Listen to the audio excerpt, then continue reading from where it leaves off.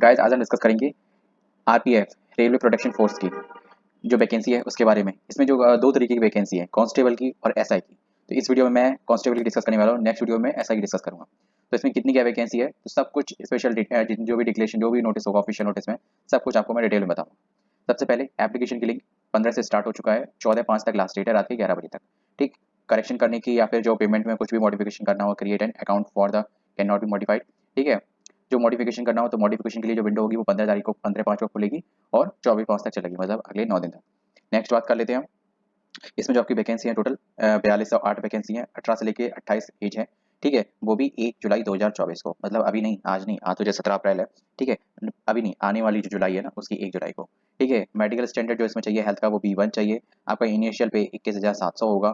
ठीक है, लेवल 3 की पोस्ट रहेगी और 7th पे कमीशन के अकॉर्डिंग आपको सैलरी मिलेगी। ये इनिशियल पे मतलब इसमें अभी अलाउंसेस वगैरह कुछ भी नहीं जुड़ा है। अलाउंसेस वगैरह जो उनके ये 35 के आसपास, 30 या 30 के आसपास या 30 से 35 के बीच में आपकी हो जाएगी। ठीक है ना। नेक्स्ट बात कर लेते हैं। देखो, अप्लाई करने का प्रोसेस ऑनलाइन है। एक चीज विशेष ध्यान रखें कि आपके पास जो एसेंशियल एजुकेशन क्वालिफिकेशन है वही हो। सीधी सी बात है, अभी तक मैंने एजुकेशन क्वालिफिकेशन की बात नहीं करी है। ठीक है, तो वो भी बात करते हैं। इसमें आपको दो तीन चीज़ों का विशेष ध्यान रखना है। एक तो एसेंशियल एजुकेशन क्वालिफिकेशन, वो इस फॉर्म की लास्ट डेट तक हो जानी चाहिए, आपकी हर हालत में आपके पास ऑफिशियल सर्टिफिकेट होना चाहिए।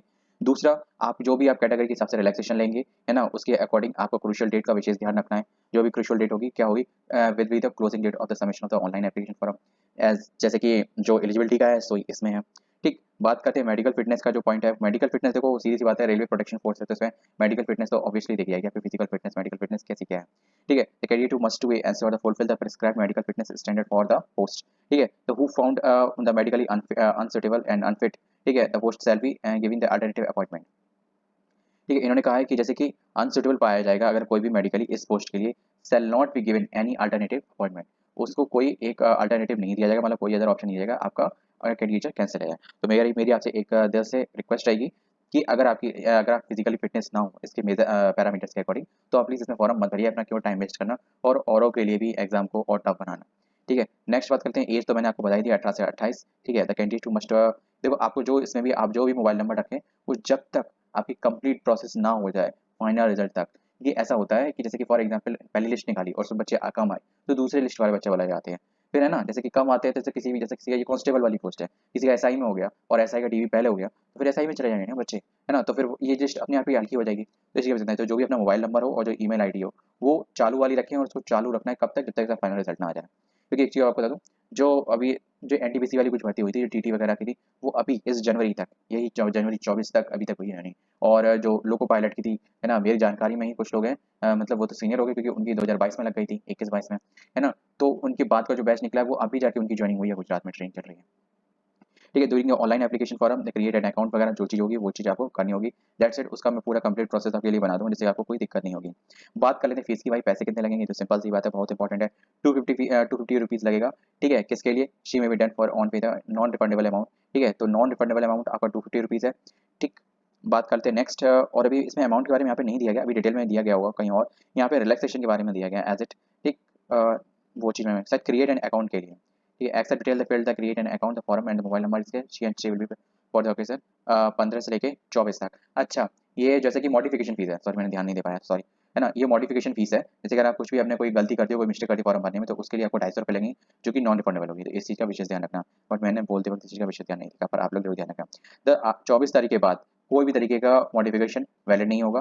ठीक है, एप्लीकेशन में, तो इस चीज़ का विशेष ध्यान रखें। और मैं आपसे एक ही रिक्वेस्ट करूंगा, जल्द से जल्द टाइम टू टाइम फॉर्म भर लें, है ना, और फाइनल सबमिट से पहले एक बार पूरे फॉर्म को एक बार अच्छे से देख लें।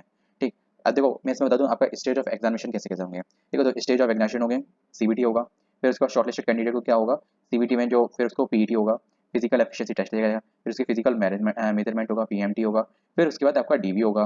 ठीक है, और जितने भी लोग सिलेक्टेड होंगे आफ्टर पीएमटी, डीवी में 10 गुने लोग बुलाए जाएंगे। ठीक है, मेल और फीमेल एक्स सर्विसमैन वगैरह एज पर द मेरिट, है ना, जितने भी होंगे। ठीक है, तीनों कैटेगरी में है, मतलब जो इसमें फीमेल का क्राइटेरिया हॉरिजॉन्टल रिजर्वेशन में है वो मेल का तो है ही, मेल का तो वो जो होता है वो सभी नहीं होते। Ex serviceman the shall be exempted for the PET. Ex serviceman के लिए पीईटी मतलब फिजिकल एफिशिएंसी टेस्ट, मतलब नेग्लेक्टेड है, एग्जेम्प्टेड है, वो उनके लिए नहीं होगा। बट बाकी नॉर्मल कैंडिडेट के लिए होगा। दे विल बी अंडर को डायरेक्ट पीएमटी होगा, उनका फेवरल फिजिकल मेजरमेंट टेस्ट होगा, चेस्ट वेस्ट वगैरह वो सब चीज़, हाइट वाइट वगैरह नापी जाएगी और कुछ नहीं। The candidate to be ever the shortest candidate do not qualify the PET and PMT, there is a shortfall in any category. ठीक, the additional candidate to be extend of the 10 times द shortfall will be the called for PET and PMT. And for the second round PET and PMT, and as per the merit of the CBT, there shall be maximum 2 round of the PET and PMT. एक चीज मैं आपको बता दूं, simple सी बात है, जो मैंने स्टार्टिंग बताया था, जैसे कि जो भी कैंडिडेट पीईटी या पीएमटी में अगर कहीं नेग्लिजिबल हो जाते हैं, मतलब उसको क्वालिफाई नहीं कर पाते हैं, तो फिर जितने नहीं क्वालिफाई कर पाए उसके 10 गुने लोग बुलाए जाएंगे। ठीक है, जो भी एडिशनल कैंडिडेट है, जो एक्सेप्शन वगैरह, additional candidate to be accepted to 10 times of the shortfall. ठीक है, जितने नहीं क्वालिफाई कर पाएंगे वो, जैसे कि फॉर एग्जांपल इन्होंने बुलाए 2,500 लोग बुलाए, उसमें से 50 बच्चों ने क्वालिफाई नहीं कर पाया। ठीक है, तो 50 के 10 गुना मतलब 500 बुलाए जाएंगे। तो ठीक है, ये तो इस तरीके से बुलाए जाएंगे। एस टी ये केवल होगा, केवल 2 बार होगा। ठीक है, मैक्सिमम 2 टाइम्स, 2 राउंड होंगे इसके, पीईटी के और पीएमटी के। तो इसी का विषय से रखना है। नेक्स्ट, नेगेटिव मार्किंग पेपर में होगी, बिल्कुल होगी भाई। इसके सिलेबस के बारे में मैं नेक्स्ट वीडियो में डिस्कस करूंगा डिटेल में।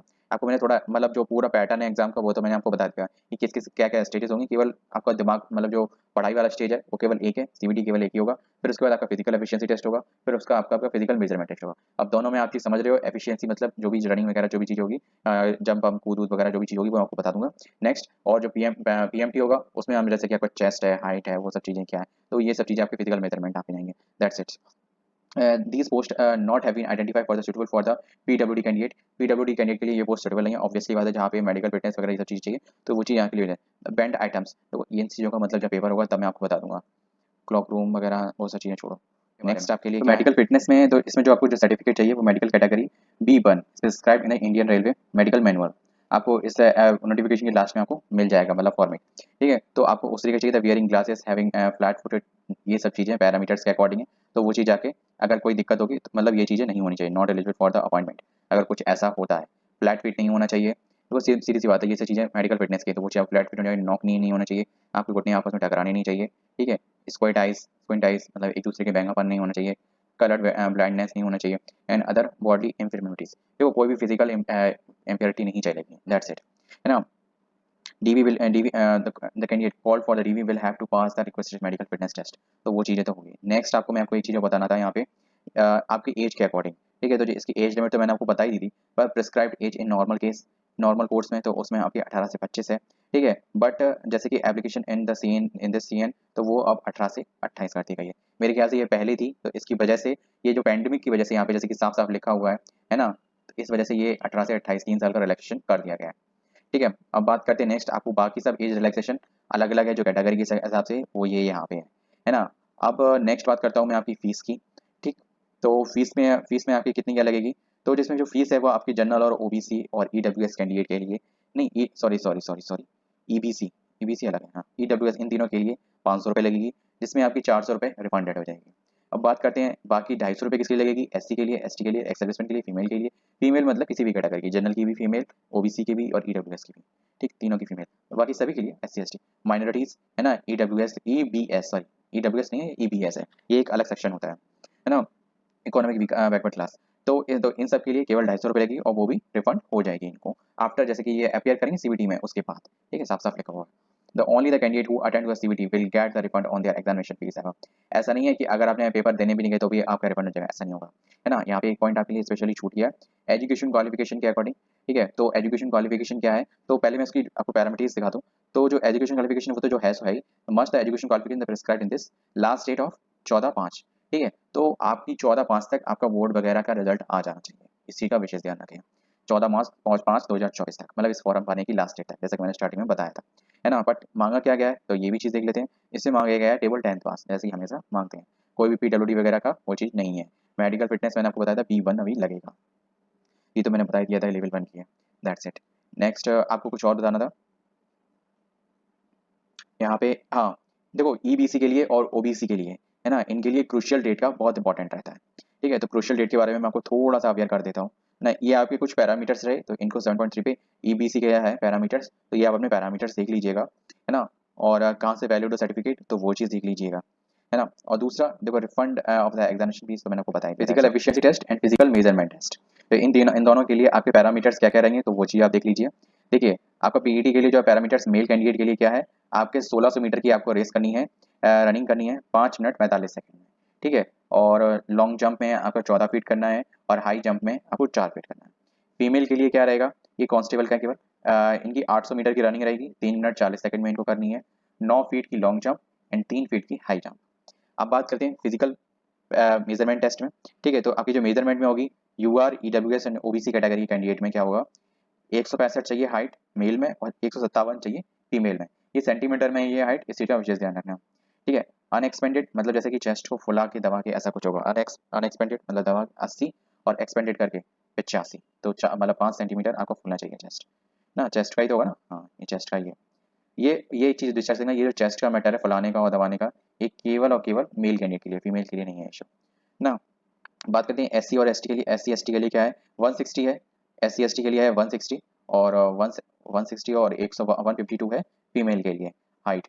और इसमें चेस्ट मेल कैंडिडेट के लिए चेस्ट का है एससी एसटी में अनएक्सपेंडेड पिचका के मतलब नॉर्मल है 76.2 एंड एक्सपेंड करके मतलब फुला के 81.2, मतलब दोनों में डिफरेंस लगभग सेम ही है, उसका कोई चीज़ नहीं है, थोड़ा सा कम कर दिया गया बस इतना है, 4-4 सेंटीमीटर है ना। फॉर गढ़वाल, गोरखास, मराठास, ठीक है, डोगरास, क्यूमनॉइज and other categories and specified by government. अगर कोई इन कम्युनिटीज वगैरह से चीज़ आता है ना, तो वो उनके लिए थोड़ा कुछ ये है रिलैक्सेशन, उनके लिए 163 मेल एंड 155 फीमेल। ठीक है। चेस्ट के लिए 80 है और बिना फुलाई नॉर्मल में, और फुला के 85 है। तो इस चीज़ का आपको पता चलेगा, मैंने एक्सपेंड अनएक्सपेंडेड बोलता तो आपको थोड़ा उतना रिलेट नहीं कर पाते, तो इसलिए मैंने फुला के और पिचका के बोला, तो होपफुली आप रिलेट कर पाए हो। एक चीज़ और बता दूं, पीएमटी के लिए इन सब के लिए आपको कोई मार्क्स नहीं मिलेंगे, बट एक जैसे क्वालिफाइंग नेचर है इस चीज़ का, ये तो बस ये है।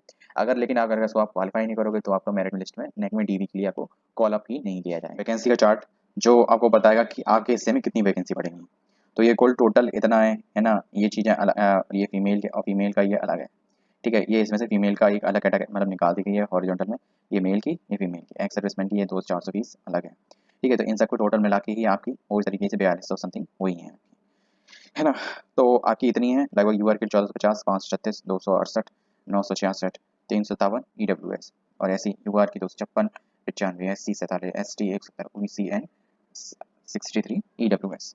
तो कुल टोटल आपकी कुछ as per the government instruction the ex serviceman and the female candidate shall be 10% 50% of the total vacancy. ठीक है। 10% और 15% टोटल वैकेंसी का चाहिए इसको, एक्स सर्विसमैन को 10% और फीमेल को 15%, तो वही हिसाब से ये डिवीजन है। Note: the ex-serviceman and the female, the remaining unfilled for the wanted suitable ex-serviceman and female during recruitment shall be filled up by the suitable male candidate as per the existing guideline। जैसे कि for example सारी female जितने भी candidate होते हैं वो सब field हो जाते हैं। अगर फिर उसके बाद एक्स सर्विसमैन में और वैकेंसी में फीमेल्स की वैकेंसी में जो ये दो कैटेगरी है ना, इनमें इन दोनों में अगर वैकेंसी बचती है ना, तो जो भी सुटेबल मेल कैंडिडेट होंगे तो उनको एडेयर कर लिया जाएगा। ठीक है। वरना तो मेरे ख्याल से कोई नहीं बचेगा।